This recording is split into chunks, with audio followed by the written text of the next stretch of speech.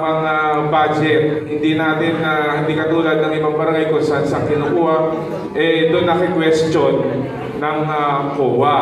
Diba? Kaya sa atin, masusing inayos ni Tres Rene ang pagbabudget para kahit nasabihin lang nag-team building ang buong barangay Tanasora tama at akma sa ating ginawang papeles. Kaya palakpakan natin, Tres Rene Alcantara.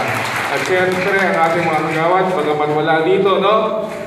Ang masisipag na kagawad, Baby Apo, nagbakasyon pa, no? Kasi nandiyan yata yung kanyang anak, no? Kaya palakpakan natin kagawad Baby Apo, kagawad Jane Sevilla. Alam ko, si kagawad Jane Sevilla naman ay may inatin na training, no? Kaya palakpakan natin kagawad Jane Sevilla, kagawad Emily Hernandez, kagawad Pandoy Alcantara, kagawad Richard Geronimo, kagawad Pachi Cabion Lumibaw. At syempre ang ating SK Chairman Jules Apo. Syempre sa ating mga purok leaders na nandito, palakpakan naman natin ang ating mga amo, ang ating mga lupon, tagapamaya.